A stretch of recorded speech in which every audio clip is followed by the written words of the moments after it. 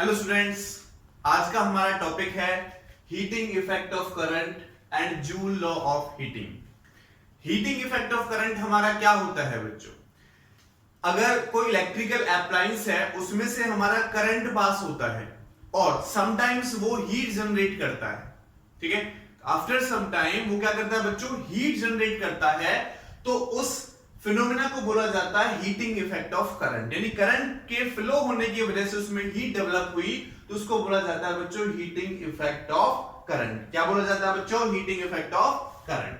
अब हम पढ़ेंगे जूल ऑफ हीटिंग के बारे में। हीटिंग इफेक्ट ऑफ करंट के बारे में सबसे पहले हमें जूल ने बताया था। जूल नाम का एक साइंटिस्ट था, 1941 में उसने एक डिस्कवरी की थी। तो तब इसने हमें इस हीटिंग इफेक्ट के बारे में बताया था। क्या बताया था इसने, उसको सुने यहां पर। इसने बोला था heat produced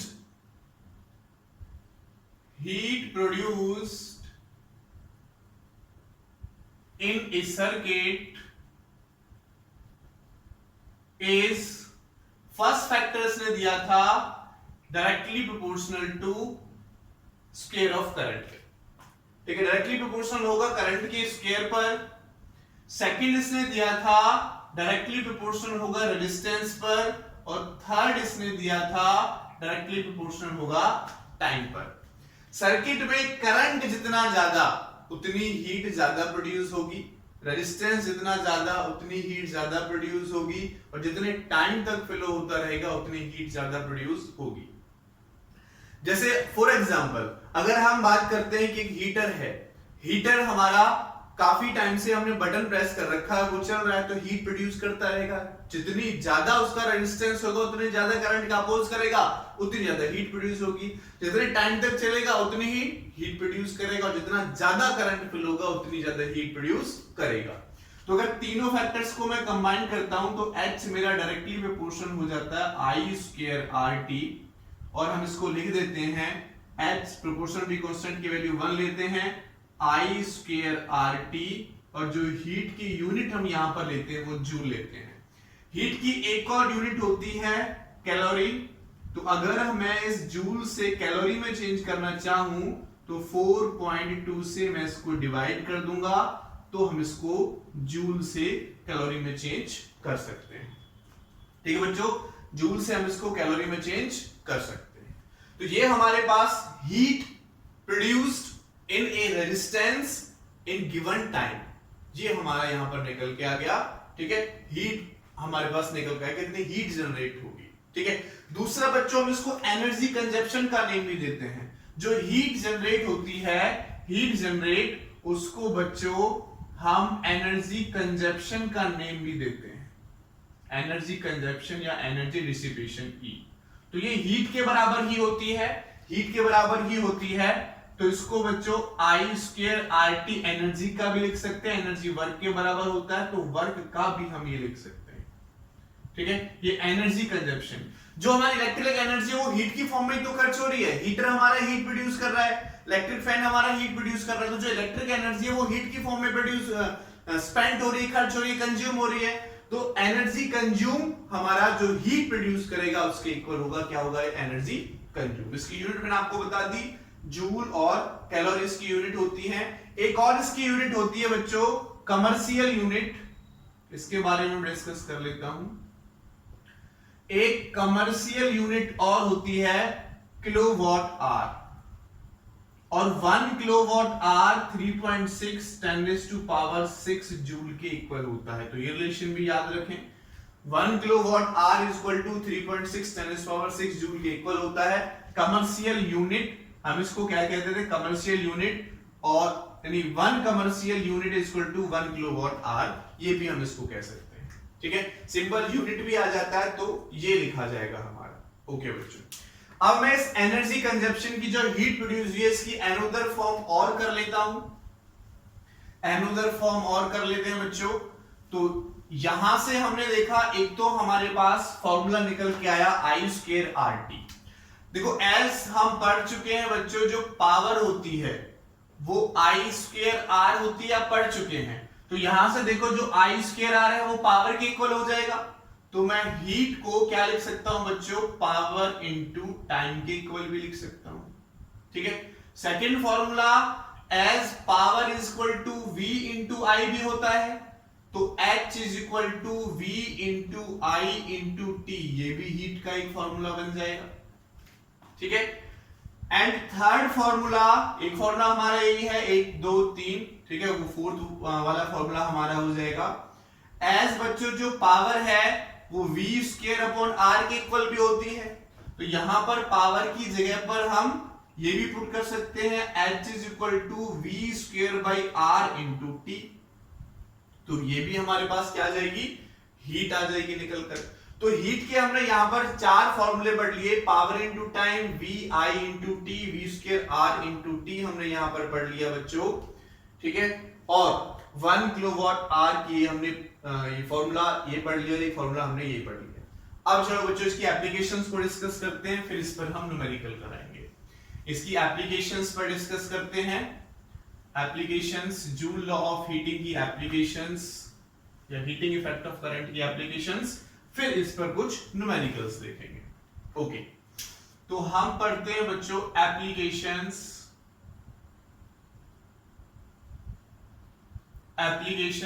of heating effect of current. Applications of heating effect of current, और सबसे फर्स्ट एप्लीकेशन मैं इसकी ले रहा हूं इलेक्ट्रिक लैंप या इलेक्ट्रिक बल्ब भी बोल सकते हैं, और एक नेम और होता है इसका इनकैंडेसेंट लैंप। ठीक है, ये भी इसका नाम है इनकैंडेसेंट लैंप और इलेक्ट्रिक लैंप।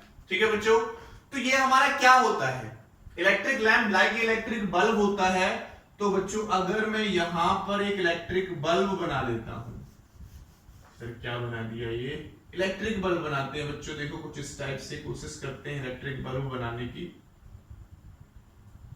ये हमारा यहां पर ये इलेक्ट्रिक बल्ब हो जाएगा, इसको थोड़ा सा यहां से घुमाकर ऐसे हमने इलेक्ट्रिक बल्ब बना दिया। ठीक है, थोड़ा सा इसको ऐसे करके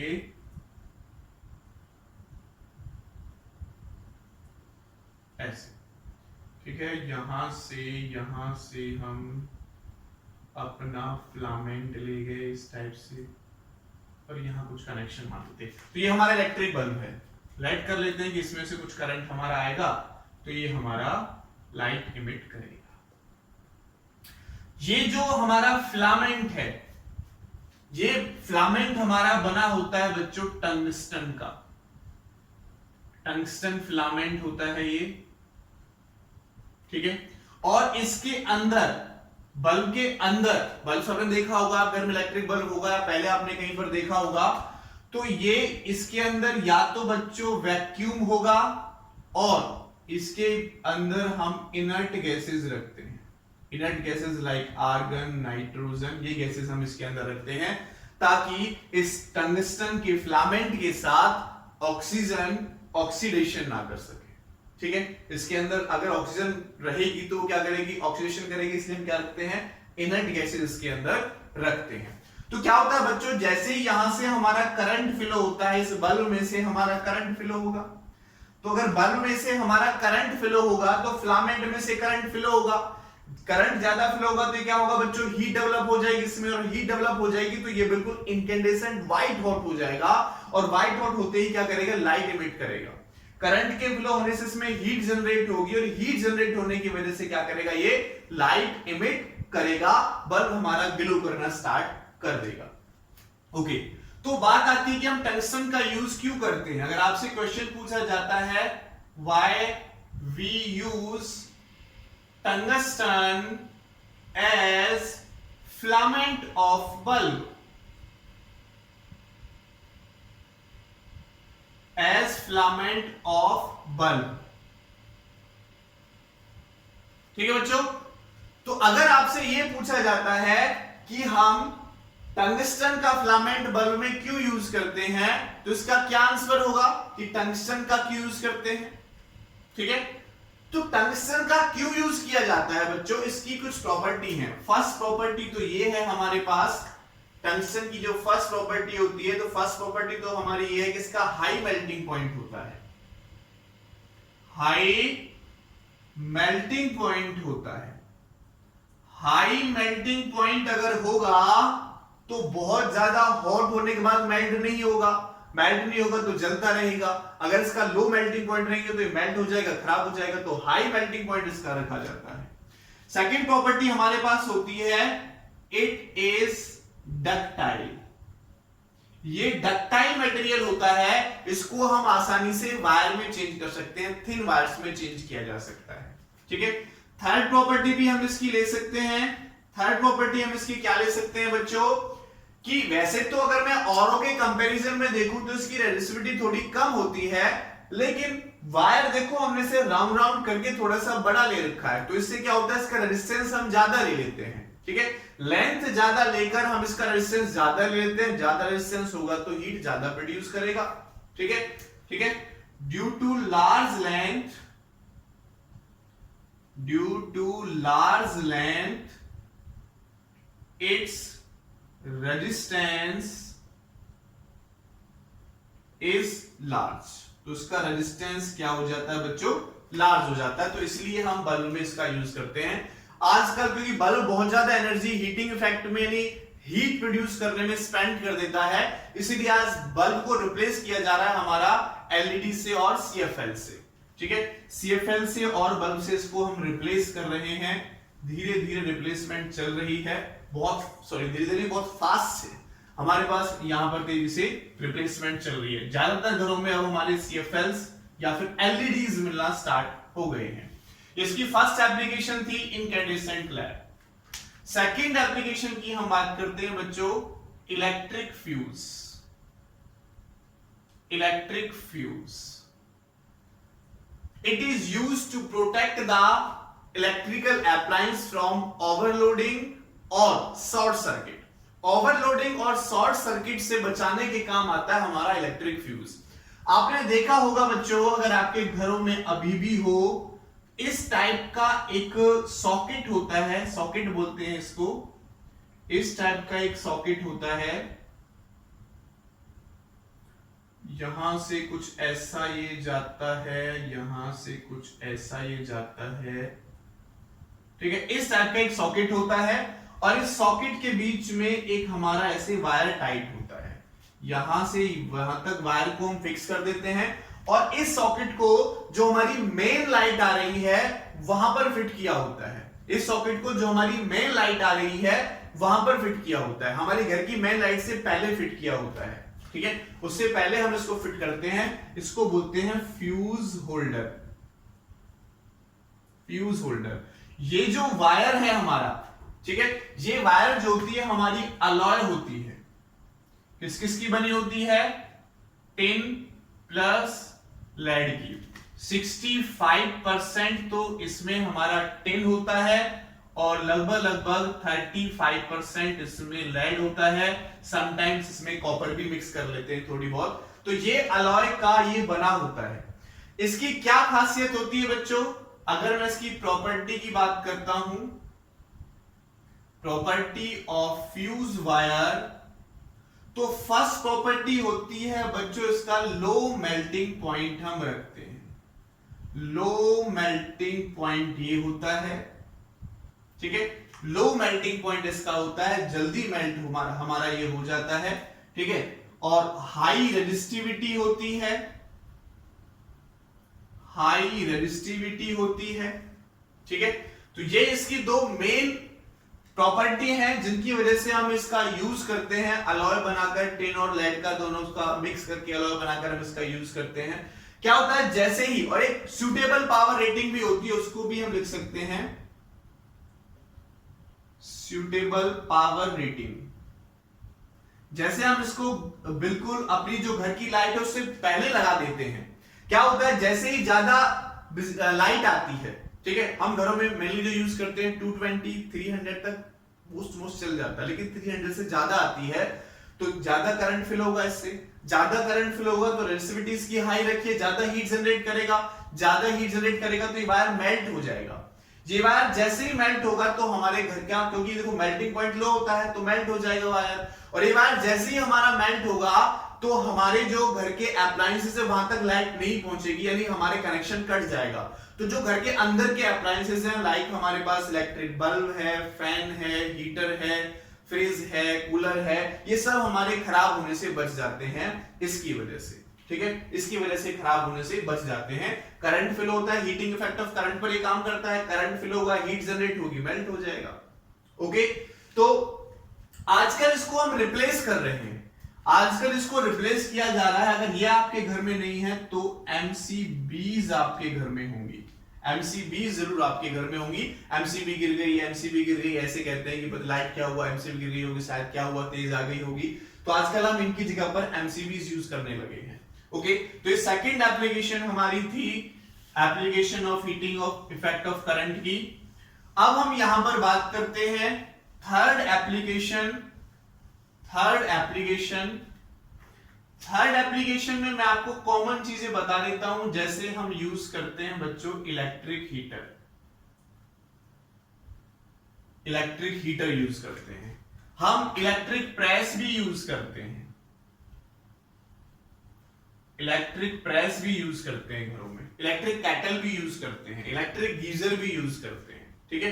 तो ये हमारे पास और एप्लीकेशंस हो जाएंगी, इलेक्ट्रिक हीटर हो गया, इलेक्ट्रिक प्रेस हो गई, इलेक्ट्रिक गीजर हो गया, ठीक है, इलेक्ट्रिक आयरन, तो चलो वो मैंने आपको बताया दी, यहाँ पर इलेक्ट्रिक केटल हो जाएगी।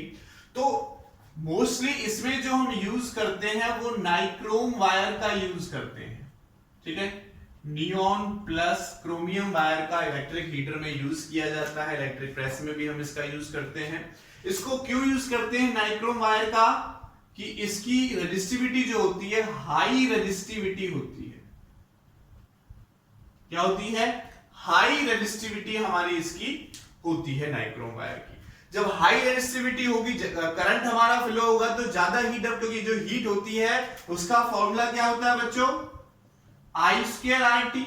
रेजिस्टिविटी ज्यादा, रेजिस्टेंस ज्यादा, रेजिस्टेंस ज्यादा तो हीट ज्यादा प्रोड्यूस करेगा, हीट ज्यादा प्रोड्यूस करेगा। तो हमें इलेक्ट्रिक हीटर और इलेक्ट्रिक प्रेस या इलेक्ट्रिक आयरन किस लिए यूज कर रहे हैं, हीट प्रोड्यूस करने के लिए तो यूज करते हैं, प्रेस करते हैं कपड़ों पर। तो ज्यादा रेजिस्टेंस है, ज्यादा रेजिस्टिविटी, ज्यादा रेजिस्टिविटी का ज्यादा रेजिस्टेंस, ज्यादा रेजिस्टेंस हो जाएगा तो हमारे पास क्या हो जाएगा, ज्यादा हीट प्रोड्यूस हो जाएगी। दूसरा, ठीक है, ये ऑक्सीडेशन भी हमारा लेस ऑक्सीडेशन करता है, लेस ऑक्सीडेशन करता है, ठीक है, ना के बराबर ऑक्सीडेशन इसका होता है एयर में, तो इसलिए भी है नाइक्रोम वायर का हम यूज करते हैं। तीसरा, हम डक्टाइल मटेरियल भी कह सकते हैं कि इसका मटेरियल भी क्या होता है बच्चों, डक्टाइल मटेरियल होता है, आसानी से उसको वायर की फॉर्म में हम कन्वर्ट कर लेते हैं। तो ये हमने यहां पर डिस्कस की हीटिंग इफेक्ट ऑफ करंट की एप्लीकेशंस। अब हम कुछ न्यूमेरिकल्स कर लेते हैं बच्चों, कुछ न्यूमेरिकल्स हम इस पर कर लेते हैं हीटिंग इफेक्ट ऑफ करंट पर। हीटिंग इफेक्ट ऑफ करंट का फर्स्ट न्यूमेरिकल मैं यहां पर आपको सिंपल सा न्यूमेरिकल आपको करा रहा हूं। हमने लैंड किया बच्चों, ये हमारे पास एक रेजिस्टेंस है, 50 ओम का रेजिस्टेंस है, और इसके साथ मैंने एक की के साथ बैटरी लगा रखी है, 50 वोल्ट की बैटरी लाइट कर लेते हैं। 50 वोल्ट की बैटरी मैंने यहां पर अप्लाई की, ये हमारा की। जैसे मैं इस की को क्लोज करूंगा तो करंट फ्लो होगा, यहां से करंट फ्लो होगा तो इसमें हीट प्रोड्यूस होगी। तो क्वेश्चन हमारा यही है, question number 1, find the heat produce by 50 ohm resistance in 1 hour। In 1 hour, 1 घंटे तक हमारा ये रेजिस्टेंस अपना काम करता है, तो 1 घंटे में कितनी हीट इसमें प्रोड्यूस होगी वो आपको निकालना है। तो बहुत सिंपल सा फॉर्मूला हमारे पास होता है हीट निकालने का, क्या होता है, आई स्क्वायर आर टी। लेकिन करंट तो हमारे पास है ही नहीं, हमें क्या क्या गिवन है, पहले गिवन लिख लेते हैं बच्चों। गिवन क्या देखो, V इज इक्वल टू कितना है, 50 वोल्ट, और R इज इक्वल टू कितना है, 50 ओम। ओके, टाइम कितना बच्चों हमारे पास 1 आवर, ठीक है, 1 आवर को सेकंड में हम बना सकते हैं, तो 1 आवर को अगर मैं सेकंड में बनाऊं तो 60 मिनट इंटू 60 सेकंड, तो 3600 सेकंड हमारा टाइम निकल कर आ जाएगा। अच्छा, ये फॉर्मूला हमारे पास होता है v square r into T, power into T होता है, पावर का v स्क्वायर अपॉन r, तो v भी है, r भी है, t भी, यहां पर पुट कर दो, तो v क्या हो जाएगा बच्चों 50 इंटू 50 अपॉन r की वैल्यू भी क्या है बच्चों 50 इंटू 3600 सेकेंड हमारा हो जाएगा 3600 सेकेंड।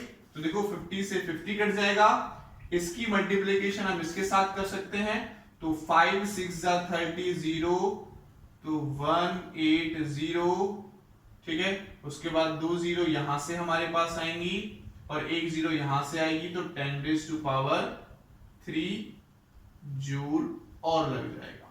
ठीक है, इतनी हीट हमारी इस रेजिस्टेंस में जनरेट होगी, इतनी हीट हमारी इस रेजिस्टेंस में जनरेट होगी।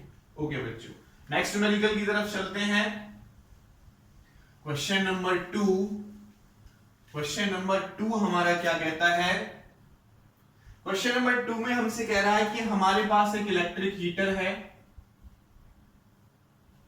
ये हमारे पास एक इलेक्ट्रिक हीटर, और इस पर जो रेटिंग लिखी हुई है बच्चों वो लिखी हुई है 2 किलोवाट। ठीक है, 2 किलोवाट रेटिंग लिखी हुई है इस पर। और क्या कहता है क्वेश्चन में? कैलकुलेट द, ये हम लिख लेते हैं, मान लेते हैं आई करंट हमारा यहां से फ्लो होता है, तो क्वेश्चन में लिख लेते हैं calculate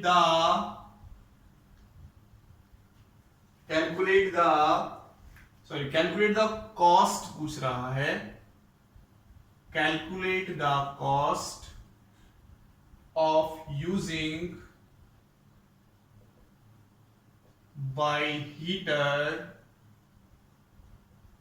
in the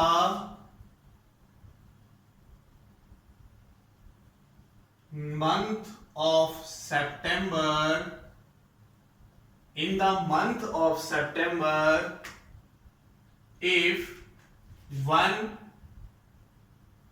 month of September, if it work 2 hour daily। ठीक है, 2 hour डेली हमारा ये वर्क करता है, तो सितंबर के मंथ में इसने कितना कॉस्ट लिया, गिवन हमें गिवन है जो 1 यूनिट है, 1 यूनिट का मतलब 1 किलोवाट पर आवर, वो 4 रुपए के बराबर है। ठीक है, चलो इसका आंसर निकालते हैं।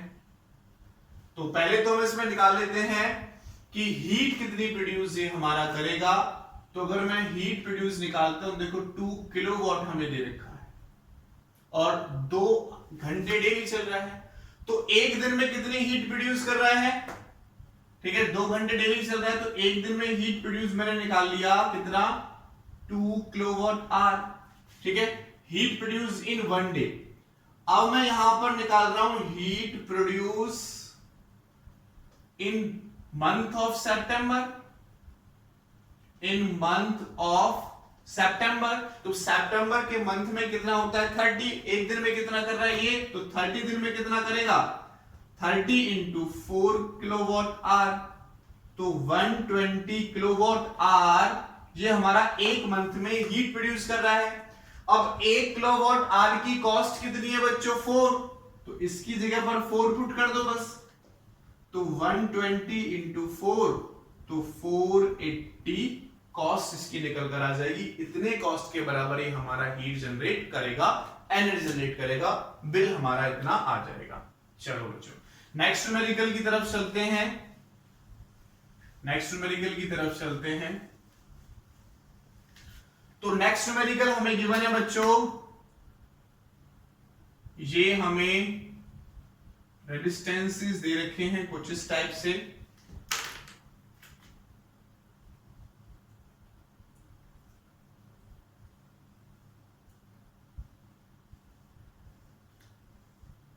कनेक्शन है हमारा की का कनेक्ट है, और ये वोल्टेज हमें दे रखी है 12 वोल्ट की, ये 6 ओम, ये 3 ओम और ये 1 ओम। तो इसमें से हमारा I करंट जाता है, इसमें से I1 करंट, इसमें से I2 करंट जाता है। ओके, तो क्वेश्चन क्या है हमारा? Question number 3, find the heat generated through each resistance.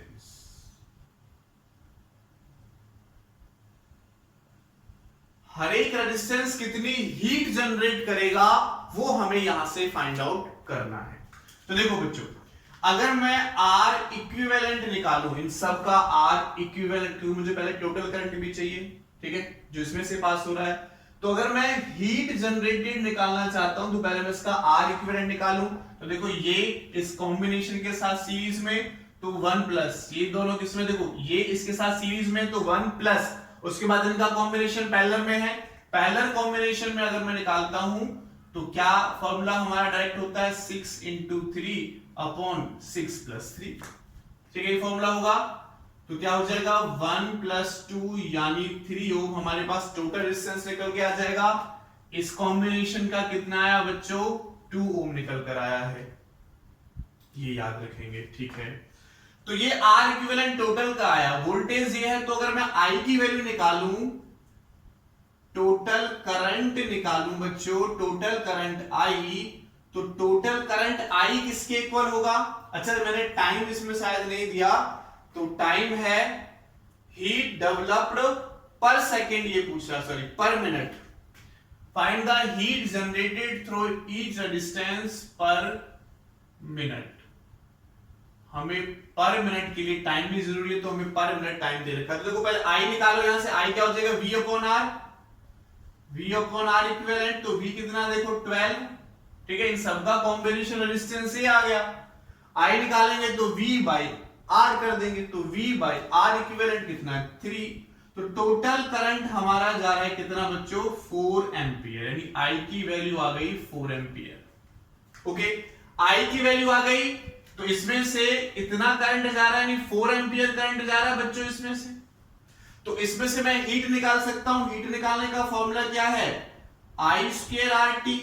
तो I यानी 4 का स्क्वायर, R कितना है इसका? 1 इंटू टाइम कितना बच्चों? 1 पर मिनट की बात कर रहा है, पर मिनट का मतलब 60 सेकेंड।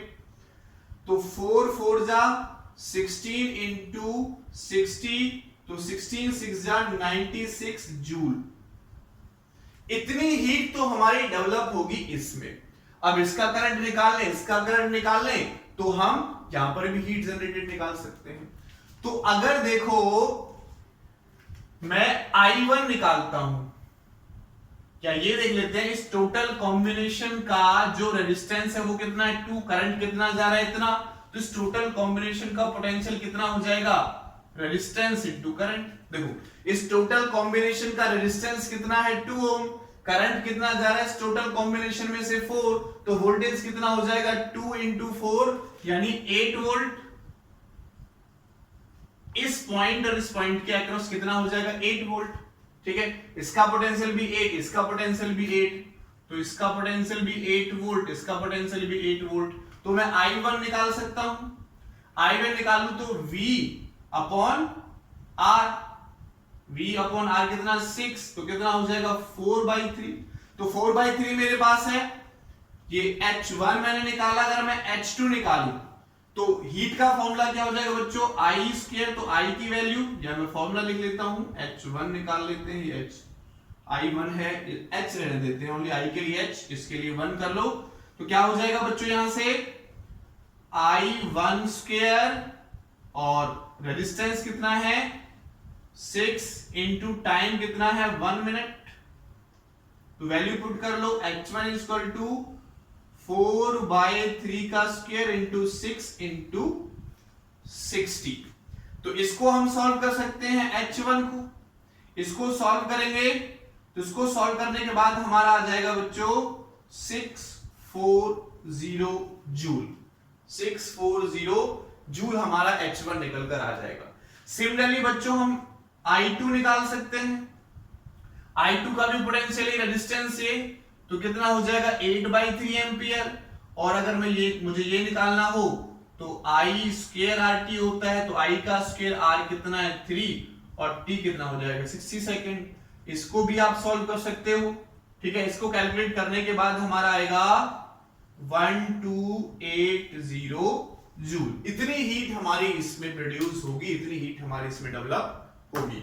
तो बच्चों ये था हमारा heating effect of current. Thank you so much.